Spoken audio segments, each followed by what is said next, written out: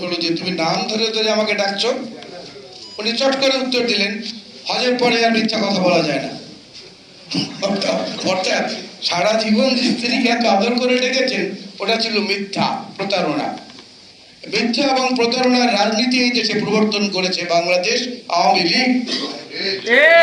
সত্যি কথা যদি বিচার করেন, বাস্তব ভিত্তিতে যদি বিচার করেন, নিরিখে, যে কোনো কিছু নিরিখে, ভারতকে দোষারোপ করবেন তো পরে, ভারতের দালাল হয়ে এখানে কারা কাজ করেছে তাদের বিচার হওয়া উচিত। সবার আগে বিচার করতে হবে তাদের। ভারতের সঙ্গে আমাদের কূটনৈতিক সম্পর্ক থাকবে, এই কূটনৈতিক বোঝাপড়ার মধ্যে ওঠানামা থাকবে, কখনো বিরূপ হবে, কখনো উজ্জ্বল হবে, এটাই স্বাভাবিক, এটাই স্বাভাবিক। আমি তো কালকেও দেখেছি কলকাতার ব্যবসায়ীরা বড় সভা করে সেখানে বলছেন যে আমরা পথে বসে গেছি, আমাদের হোটেল রেস্টুরেন্ট ব্যবসায় ধস নেমেছে, আমাদের প্রাইভেট নার্সিং হোমগুলোতে, আমাদের ডায়াগনস্টিক সেন্টারগুলোতে, আমাদের টুরিস্ট স্পটগুলোতে এখন আর বাংলাদেশি আসে না, আমাদের অবস্থা খুব খারাপ। আমরা এই সরকারকে বলবো অবিলম্বে সম্পর্ক স্বাভাবিক করেন। তারা যেটা করেছে এটার কূটনৈতিক জবাব আমরা দিয়েছি। আমরা বলেছি ভিসা সীমিত করো ভারতের জন্য, আমরা বলেছি পাকিস্তানিদের ব্যাপারে কোনো নিষেধাজ্ঞা এখন আর থাকা উচিত না।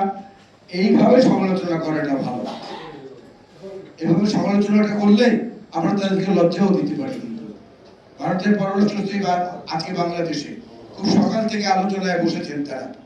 নিঃসন্দেহে একটা কথা অত্যন্ত পরিষ্কার, আমরা রক্ত দিয়ে, জীবন দিয়ে, মা বোনদের সংগ্রাম দিয়ে এই দেশটা স্বাধীনতা অর্জন করেছি। কারো রক্ত চক্ষু দেখার জন্য নয়, কারো চোখ রাগানি দেখার জন্য নয়। সেটা যে কোনো দেশ হোক। দেশের বেগম খালেদা দিয়ে বারবার বলেছেন দেশের বাইরে আমাদের বন্ধু আছে, কোনো প্রভু নাই। শহীদ জিয়াউর রহমান দৃঢ়তার সঙ্গে এই কথাটি প্রথম এই অঞ্চলে বলেছেন যে আমাদের দেশের বাইরে কোনো প্রভু নেই, বন্ধু থাকতে পারে, প্রভু নেই। আমরা তো সেই জাতি। সেইখান থেকে কালাম ফয়েজির মতো লোকেরা সাহস করে যে কথা বলেন, সেই কথার মধ্যে অনেক সময় ছোট ছোট জিনিস থাকে যেটা একত্রে সম্মিলিত করা যায় ইচ্ছে করে। আমি বক্তব্য বাড়াবো না। ওনার সর্বশেষ যে লেখাটি সেটা রাজনৈতিক দিন নিয়ে এক জায়গায় লিখেছেন, যুদ্ধের ময়দান ও রাজনীতির মাঠ এক না, এক নয় বলে সৈনিক ও রাজনৈতিক সমান না, রাজনীতিক সমান নন। সৈনিক প্রয়োজনে যুদ্ধে আর রাজনীতিকদের প্রয়োজন নেতৃত্বে। রাজনীতিবিদ বাগে পেলে সমঝোতার পথে পা বাড়ানো, সৈনিকের হাতে শোভা পায় অস্ত্র আর অস্ত্র, এবং তিনি অস্ত্রের উত্তম ব্যবহার বলে উত্তম সৈনিক। এজন্য ইচ্ছা করলে একজন সৈনিক রাজনীতির সঙ্গে সম্পৃক্ত হতে পারেন, একজন রাজনৈতিক সৈনিক হতে পারেন না। এই 4-5টা লেখার মধ্যে আমার একটা আপত্তি আছে।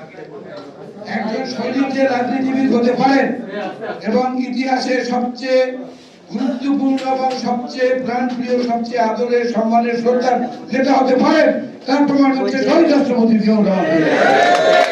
যুদ্ধের সময় হাতে নিয়েছেন আপনার লেখা অনুযায়ী, আমার রাজনীতির সময় যেখানে যেটা করা প্রয়োজন সেটা করেছেন। না নিজের জীবনের ভয় করেছেন, না বাংলাদেশের মানুষের জীবনে কোনো ঝুঁকি আসুক সেটাকে ঠেকিয়ে রাখার চেষ্টা যা করা সেটা বলে উল্টোভাবে করেছেন।